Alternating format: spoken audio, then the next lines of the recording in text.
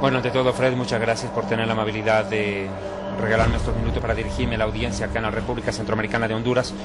Es un verdadero privilegio compartir con ustedes y a través de este medio de comunicación transmitir una respuesta que creo es necesaria. Lo que ha habido en el Vaticano no es una abdicación papal, y aclaro, no es lo mismo una renuncia que una abdicación.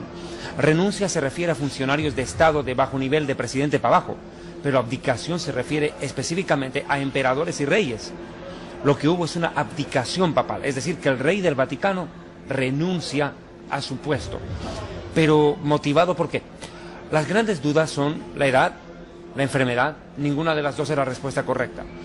Lo que ya se está corriendo, no como un rumor, sino como la verdad que se pretende tapar con un dedo, tapar el sol con un dedo, es que lo que hubo ahí dentro fue un flagrante golpe de Estado entre masones e illuminatis que habrían llevado al derrocamiento del actual Papa para colocar un Papa que se preste más a sus intereses. Ustedes saben perfectamente que en los últimos meses el Vaticano se vio envuelto en un terrible escándalo a través del mayordomo del Papa.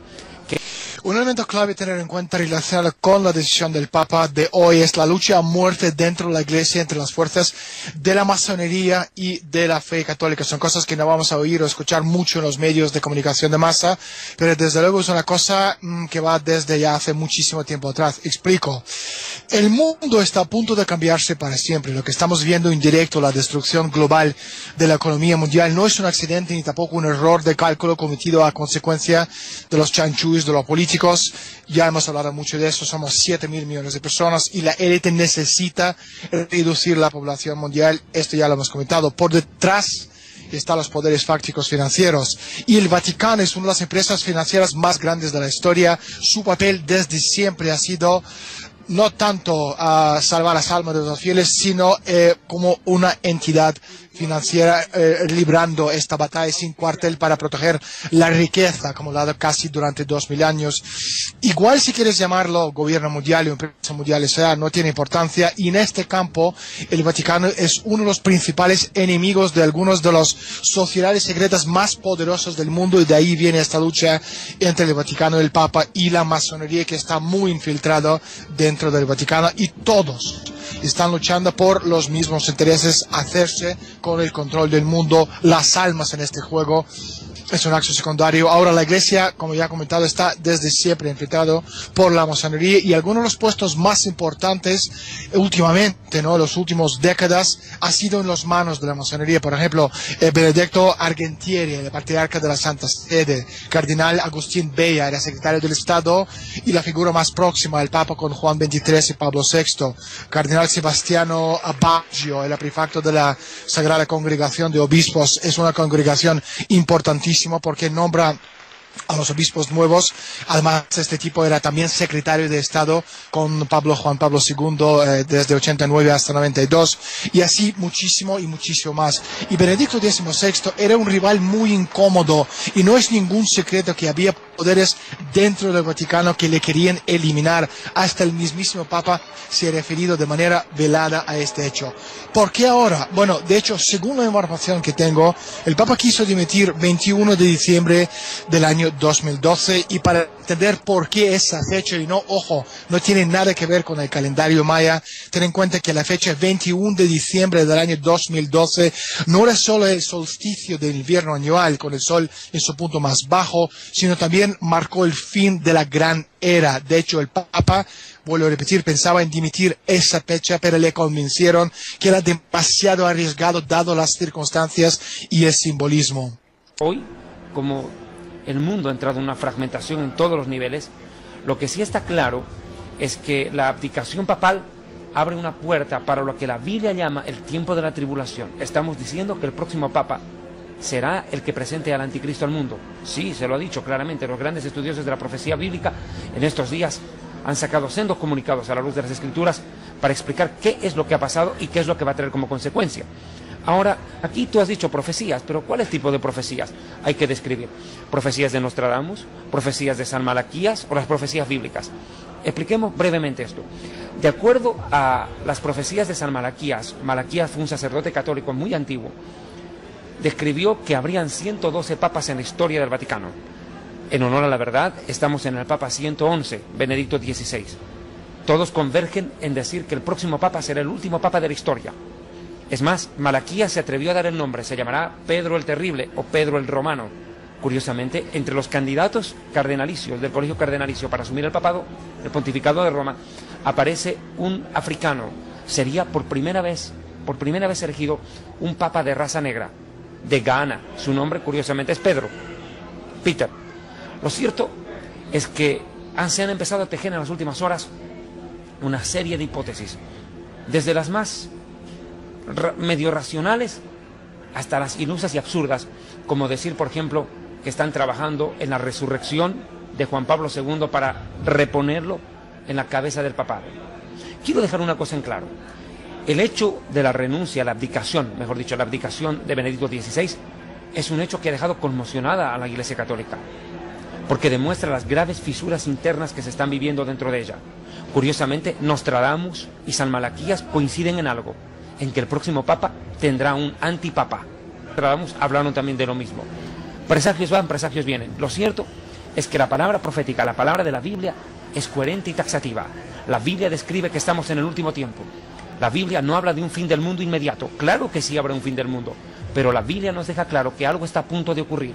Todos eventos. La guerra Irán-Israel, de la cual yo he predicado abiertamente en el Internet. He predicado en los programas de televisión que se han visto en el mundo entero. La guerra Irán-Israel es una guerra profetizada por Jeremías capítulo 49 e Isaías capítulo 17, que describen que la ciudad de Damasco, la capital de Siria, quedará completamente destruida. Y ahorita el mundo está temiendo que si el programa nuclear de Irán no retrocede y si el gobierno de Bashar al-Assad se sigue aferrando al poder en Siria, podría provocar una verdadera catástrofe. Es más, Israel tuvo que bombardear hace pocos días atrás un búnker donde estaban almacenando tremendo arsenal nuclear. Hay que dejar en esto claro, Siria es un peligro para el mundo, porque es el país que tiene el más grande arsenal de gas racimo, de gas mostaza, y es un verdadero peligro para ellos y para los países de alrededor, en este caso Israel. Qué curioso, Israel, que es el reloj de Dios a la luz de la Biblia, y el Vaticano ahorita están metidos en un tremendo problema, en un tremendo dilema. ¿Qué está anunciándonos esto? Que está a punto de acontecer un hecho profetizado por la Biblia. Es que está instalada la Basílica del Vaticano. La palabra Vaticano proviene del latín vaticinio, que significa hechicería y adivinación. Partamos de ahí. La ciudad de los 7 colinas es Roma, ¿no? De eso no hay más duda. Yo escribí un libro que se llama Historia del Futuro, donde precisamente recopilo la información. ¿Qué dijeron los cardenales? ¿Qué dijeron los papas? Como el Papa Busset, por ejemplo, el prelado Busset de Francia. Todos ellos interpretan el Apocalipsis 17 dentro de la misma Iglesia Católica como en la ciudad de Roma. O sea que esto no es un invento de los evangélicos. No, aquí no. Los mismos católicos romanos, los teólogos católicos, saben que Apocalipsis 17 y Apocalipsis 18 los describen a ellos. La iglesia que tiene el cáliz de oro lleno de inmundicia de fornicación, el vino de la inmundicia de su fornicación, la iglesia ramera que se prostituye con los gobernantes de la tierra. Y usted ha tocado un punto importante. A eso voy a llegar. Jesús dijo al César lo que es del César y a Dios lo que es de Dios. Las cosas del Estado y las cosas de la religión no se pueden mezclar. Y cuando eso ocurre, se pierde el sentido de lo que Dios quiso para las cosas. Una de las consecuencias, de las razones por las cuales se da la abdicación papal, es porque hay presiones internas muy fuertes.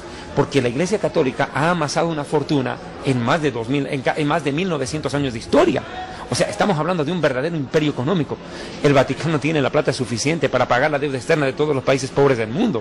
O sea, no estamos hablando de un rey que cae, sino de un imperio que ha amasado tanta cantidad de dinero, tanta cantidad de fortuna, que no se puede desplomar de la noche a la mañana. Y los bajos. ¿Quién iba a pensar cuando se funda la Unión Europea o el Mercado Común Europeo hacia el año 1954, concretamente con el justamente Tratado de Roma, que da pie a esto, porque el Tratado de Roma es el inicio de la Unión Europea, que hoy en día estas 27 naciones del mundo, las más poderosas de Europa, se hayan metido en una tremenda crisis económica también? Mire lo que está pasando en Grecia, mire lo que está pasando en España. Está tambaleando la economía al punto que la Unión Europea está a punto de fragmentarse.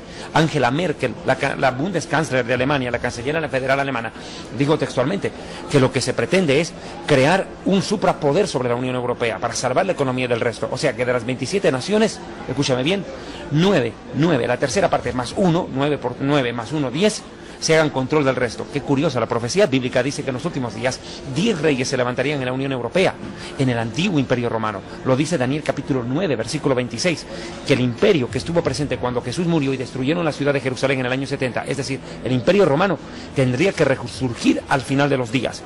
Y que de ese imperio, en Estados Unidos, a partir de este año 2013, el presidente Obama ha ratificado que ningún ciudadano americano va a poder accesar a atención médica en los centros médicos a no ser que tenga un microchip implantado en el cuerpo, y esto ha creado un verdadero aspaviento, porque entre los sectores más conservadores de las iglesias evangélicas de los Estados Unidos y aún de las católicas, esto entienden que es la marca del anticristo. Yo quiero dejar claro en esto: no es la marca del anticristo lo que está promoviendo Obama, pero es un gran proyecto, es un gran ensayo para lo que se hará en los días finales de la historia, y que sí o no, la verdad, se cumplirá. Como tampoco estamos claros, quiero también dejar claro esto, la economía del mundo va a sufrir una decisión, va a haber un fuerte golpe, un sacudón, y lo que va a acelerar la crisis económica es la guerra Irán-Israel, porque después de la crisis petrolera que se va a venir al mundo a través de esa guerra, que va a disparar el precio del petróleo en el Medio Oriente y en el mundo entero, obviamente va a haber un tambalear de la economía a nivel mundial, y la van a sentir, piensan que el próximo papa será el anticristo, eso están diciendo en internet. No, el anticristo no será un papa, será un líder político de origen judío gobernando la Unión Europea, eso dice la Biblia, y que él firmará la paz entre Israel y los árabes, dando lugar a la creación del Estado palestino, la división de Jerusalén entre los dos estados y la construcción del tercer templo judío en Jerusalén.